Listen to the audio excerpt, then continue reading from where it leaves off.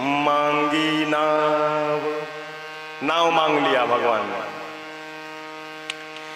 राजा व्यवस्था करता तो करता, अगर राजा नहीं रहता साथ में तो सेवक करता।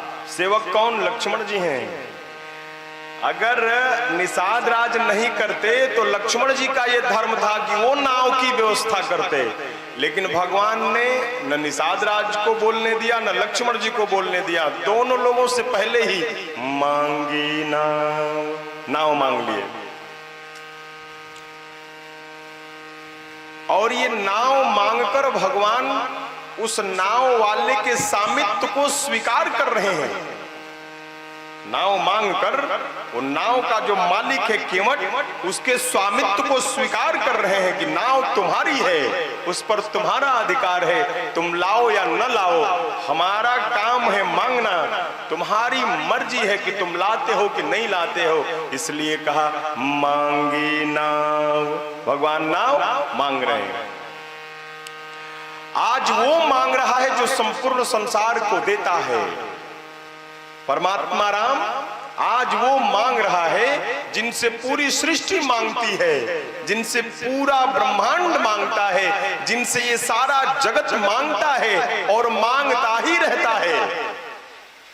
जिसको देखिए वही मांगता है। कोई पद मांगता है, कोई प्रतिष्ठा मांगता है, कोई सम्मान मांगता है। ऋषि मुनि महात्मा भक्ति मांगते हैं। भक्त भगवान के दर्शन के लिए लालायित रहते हैं। भक्त भगवान की भक्ति मांगते हैं और भगवान के चरणों में प्रेम मांगते हैं। लेकिन लोग भगवान से ही मांगते हैं जिनसे सब मांगते हैं। आज वो मांग रहे हैं मांगी नाव। किस लिए? क्योंकि आज एक भक्त को बड़ा बनाना है, आज एक भक्त को बड़ाई देनी है। अरे भगवान अगर जिसे कुछ दे दें वो बहुत बड़ा बन जाता है। प्रभु अगर किसी को कुछ प्रदान कर दें तो वो बहुत बड़ा बन जाता है। लेकिन भगवान जिसे कुछ मांग लें वो कितना बड़ा बन जाता है। वो कितना बड़ा हो गया जिससे भगवान ने कुछ मांगा। आज केवट को वही बड़ाई देने के लिए भगवान यहाँ खड़े हैं गंगा जी के तट पर। मांगी नाव। एक और भाव, आज परमात्मा जीवात्मा से मांग रहा है। आज जगदीश जीव से मांग रहा है। आज ब्रह्म मांग रहा है सामान्य मनुष्य से। मांगने की स्थिति में क्यों?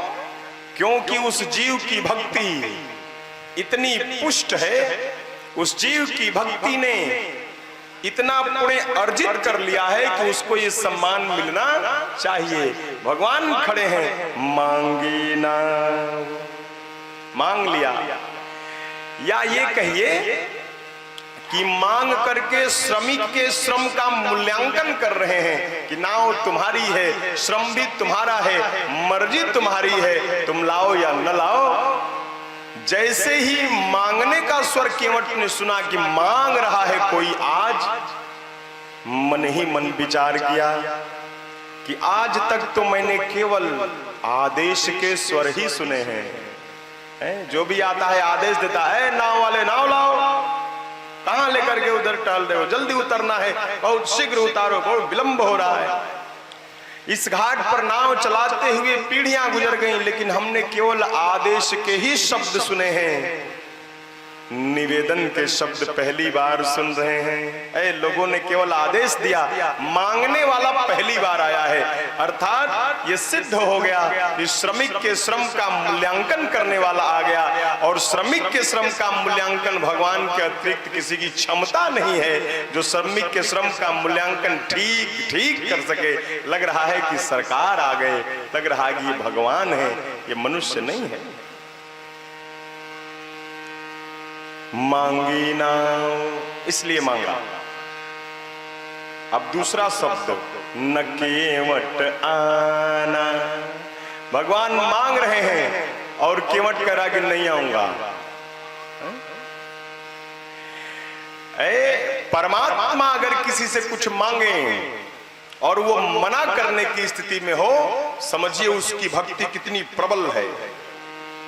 भगवान मांग रहे हैं और वो पहचान लिया कि ये भगवान है, फिर भी कह रहा है कि नहीं आऊंगा। आज जीवात्मा परमात्मा को मना करने की स्थिति में है, आज भक्त भगवान को मना करने की स्थिति में है, आज जीव जगदीश को मना कर रहा है, नहीं आऊंगा, मैं आपकी बात नहीं मानूंगा। राम जी मुस्कुराने लगे। लक्ष्मण जी ने कहा कि विचित्र भक्त से पाला पड़ा है, विचित्र आदमी है, भगवान को मना कर रहा है। बताइए, कुछ लोग राम जी के जगह पर होते गुरुजी तो ये सोचते कि बताइए अब ये दिन आ गया है?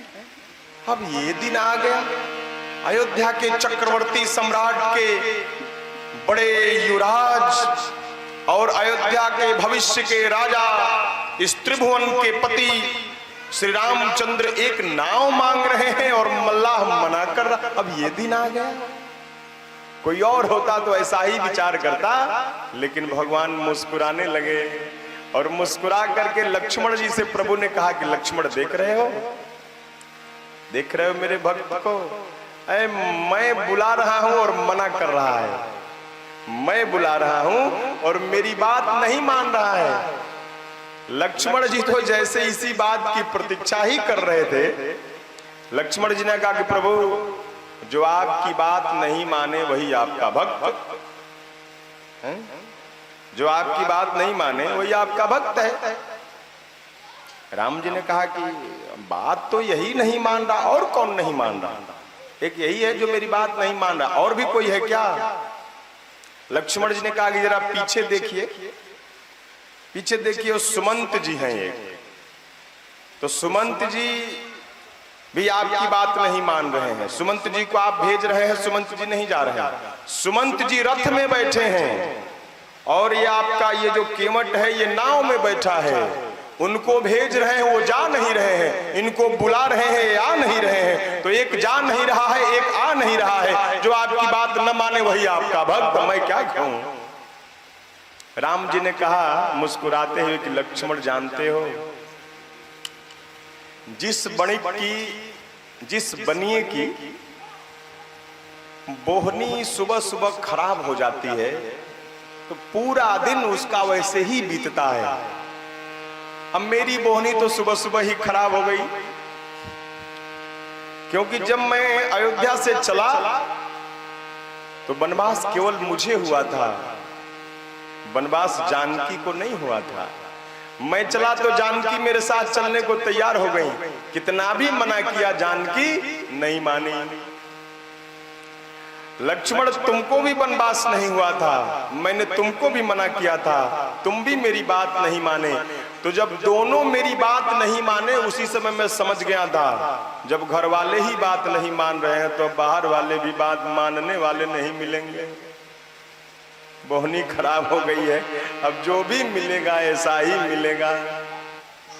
इस बच्चे को शांत कराइए, चुपचाप बैठाइए।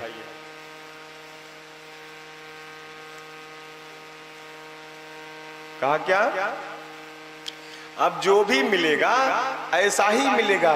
लेकिन लक्ष्मण, मुझे तो लगता है कि तुम लोगों ने जो मेरी बात नहीं मानी तो मेरे प्रेम के कारण मेरी बात को नहीं मानी है। तुम लोग मेरे प्रेम के कारण मेरी बात नहीं माने और मेरे साथ चल दिए।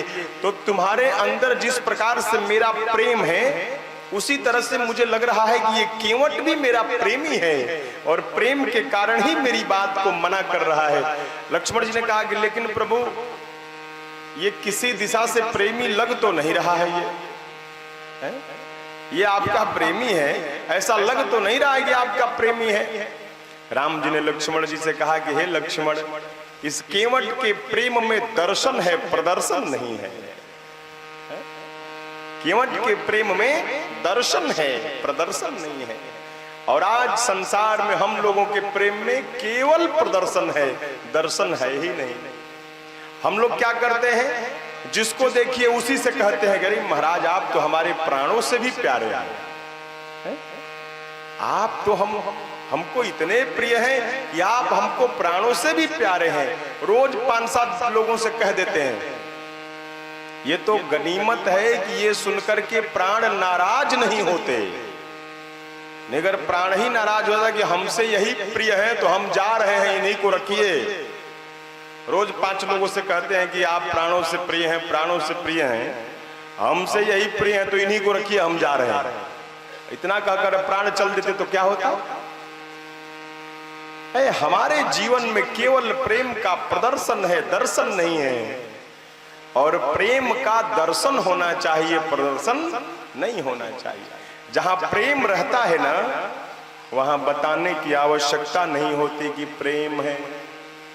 बताऊं आपको क्यों? उदाहरण देता हूं।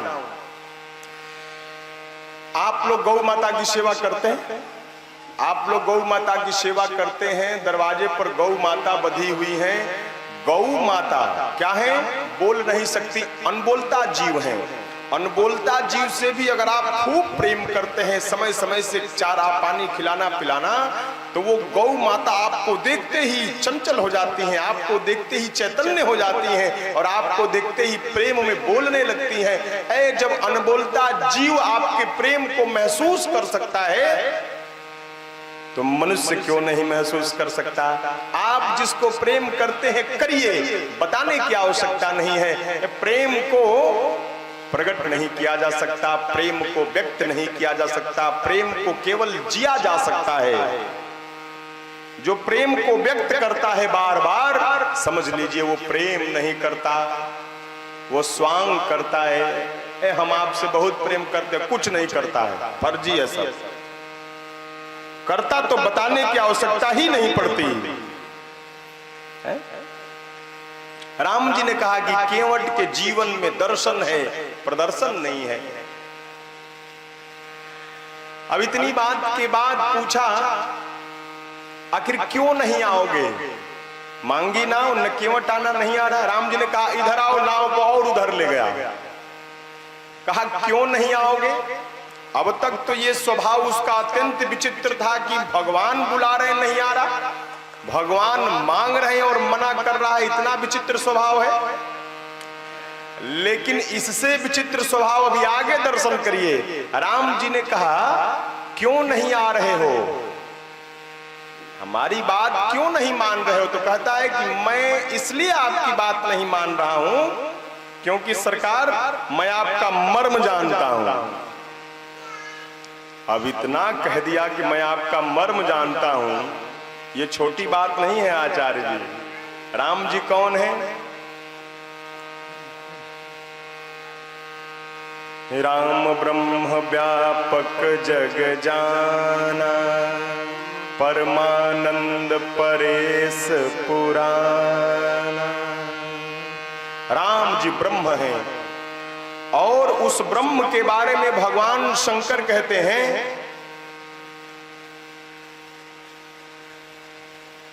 आदि अंत को जासु न पावा, मति अनुमान निगम असगावा। है जिसका न कोई आदि जानता है न कोई अंत जानता है, अपने मति में अनुमान लगा करके वेद गाते हैं।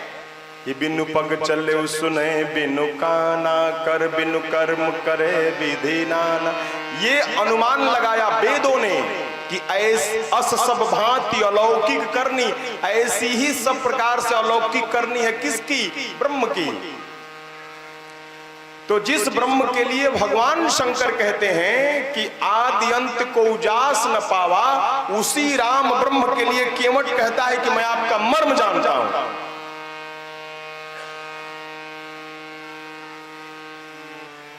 जिस भगवान के बिंदु जी लिखते हैं कि जिनका ध्यान बिरंच शंभु सनकादिक से न संभलते देखा, जिनका ध्यान बिरंच शंभु सनकादिक ब्रह्मा विष्णु और सनकादियों से भी जिनका ध्यान नहीं संभल पाया, उनके बारे में केवट कहता है कि मैं आपका मर्म जानता हूं। किसका मर्म जानते हो? जिसका मर्म भगवान शंकर नहीं जानते हैं, उसका मर्म केवट कह रहा है कि मैं जानता हूं, आपका मर्म जानता हूं, इसलिए नहीं आऊंगा। अरे देखिए, दोनों बातें बड़ी विचित्र हैं। पहली बात तो कहता है कि आपका मर्म जानता हूं, तो जब जानते हो तो मान लेना चाहिए और बिना बुलाए दौड़ जाना चाहिए। तो जानते भी हो और मना भी कर रहे हो। अगर हम जान जाएं कि ये परम सिद्ध संत हैं या परम पहुंचे हुए श्रेष्ठ मनुष्य हैं या भगवान हैं, तो ये जानने के बाद हम तुरंत शरणागत हो जाएंगे कि नहीं हो जाएंगे? हो जाएंगे ना। लेकिन केवट कह रहा है कि मैं जानता हूं इसलिए नहीं आऊंगा। अरे विचित्र है। भगवान और मुस्कुराने लगे, कहे क्या क्या जानते हो? जो तुम जानते हो वही बता दो। कहा कि सारा भेद नहीं खोलूंगा, लेकिन बस थोड़ा सा ये बताऊंगा कि सरकार आपके चरणों में इतना जादू है कि उन चरणों से पत्थर की शिला स्पर्श हो गई तो वो मुनि पत्नी बनकर के आसमान में उड़ गई। इतनी जादू है आपके चरणों में। लक्ष्मण जी ने कहा कि चरणों में जादू है तो ठीक है, इससे तुम्हारे न आने और आने का क्या संबंध है? कहा कि हे लक्ष्मण जी, आप बात को समझ नहीं रहे ना। ऐ जिसके चरणों के स्पर्श से पत्थर की शिला मुनि पत्नी बनकर के आसमान में उड़ जाएगी, वो अगर मेरी नाव पर चढ़ेगा तो उस चरणों के स्पर्श से मेरी नाव बचेगी? महाराज आप भी बात कर रहे हैं। ये भगवान ये जो खड़े हैं ना आपके साथ, ये जादूगर हैं, जादूगर, और छोटे मोटे जादूगर नहीं है, बहुत बड़े जादूगर हैं। तो इनको मैं नाव में अपनी चढ़ाऊंगा नहीं, क्योंकि मैं जानता हूं। राम जी ने कहा केवट, शिला तो पत्थर की थी, तो पत्थर की शिला स्पर्श हुई तो पत्नी बन गई, मुनि पत्नी बन गई, उड़ गई, ठीक है। तुम्हारी नाव तो काठ की है।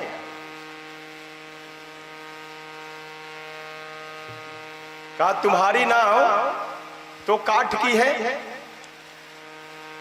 और इस काठ की नाव को क्या संकट है? कहा कि हे प्रभु, पत्थर तो फिर भी देर में बदला होगा, क्योंकि कठोर है पत्थर, और मेरी नाव तो अगर बदलने पर आ जाएगी तो पत्थर से कितनी कोमल है। लकड़ी और पत्थर में तो जमीन आसमान का अंतर है। लकड़ी तो और मुलायम है, ये तो जल्दी बदल जाएगी। पत्थर को बदलने में कुछ विलंब भी हुआ होगा, लेकिन लकड़ी को बदलने में विलंब नहीं होगा सरकार। लकड़ी तो शीघ्र बदल जाएगी। इसमें आपका दोष नहीं है, आपके पांव का भी दोष नहीं है। कहता है केवट, हीरावर दोष न पायन को, पग धोरी को भूरी प्रभाव महा है। पाहन ते बन बाहन काठ को, कोमल है जल खाई रहा है। पायन पाय पखारी के नाव, चढ़ाई हो आय सुहोत कहाँ है। सुन के तुलसी सुनी केवट के बरबैन, हंसे प्रभु जान की ओर है। तुलसी सुनी केवट के बरबैन, हंसे प्रभु जान की ओर है। कहा कि प्रभु मेरी नाव नारी बन जाएगी, मैं आपको अपनी नाव पर चढ़ाने वाला नहीं। पत्थर की तरह मेरी नाव भी नारी बन जाएगी। भगवान ने कहा कि अच्छा चलो नाव नारी भी बन जाएगी तो क्या हर्ज है, पार करने वाली स्वयं पार उतर जाएगी। तुम्हारी नाव जो इस पार से उस पार करती है, ये पार करने वाली है, ये पार करने वाली स्वयं पार हो जाएगी, स्वयं पार उतर जाएगी। केवट ने कहा कि प्रभु अगर ये नाव पार हो जाएगी, नारी बन गई, तो चैतन्य हो जाएगी। नाव बुद्धि है, बुद्धि अगर चैतन्य हो गई तो किसी घाट पर नहीं रहेगी। ये दर्शन की बात है, ये बड़ी गूढ़ बात है। केवट कहता है कि प्रभु नाव अगर चैतन्य हो गई, बुद्धि अगर चैतन्य हो गई, जड़ता से मुक्ति मिल गई बुद्धि को, तो फिर वो किसी घाट पर नहीं रहेगी। अब कहां रहेगी? तो घट में रहेगी, घट में रहेगी, घाट को छोड़ देगी। आध्यात्मिक संकेत है कि भगवान कहते हैं कि तो क्या हुआ, अगर घट में रहेगी तो इसमें कठिनाई क्या है?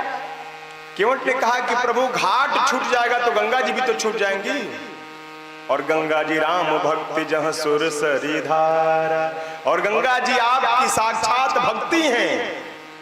तो मुझको ऐसी मुक्ति नहीं चाहिए जो आपकी भक्ति से दूर होकर के घट में आकर के बैठ जाए। हम आपकी भक्ति से दूर नहीं जा सकते। भगवान ने कहा कि तो मुक्त नहीं होगी तो आवागमन बना रहेगा। कहा कि बना रहे आवागमन, आवागमन बना रहेगा तो भक्ति में ही न बना रहेगा। कभी भक्ति के इस किनारे, कभी भक्ति के उस किनारे, कभी उस किनारे, कभी इस किनारे, भक्ति का घाट तो नहीं छूटेगा। ये आवागमन बना रहे तो बना रहे। हमको ऐसी मुक्ति नहीं चाहिए भगवान जिसमें आपकी भक्ति से दूर जाना पड़े। इसलिए नाव नारी बन जाएगी। भगवान ने कहा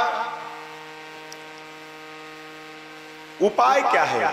कहा कि प्रभु एक दूसरी बात, ये तो आध्यात्मिक बात है, दूसरी बात है कि अगर नाव नारी बन जाएगी तो मेरा परिवार भूखों मर जाएगा। मेरे पूरे परिवार की व्यवस्था इसी नाव से चलती है। नाव चलाता हूं तो सबको भोजन मिलता है, और नहीं नाव नहीं चलेगी तो भोजन नहीं मिलेगा, कहता है।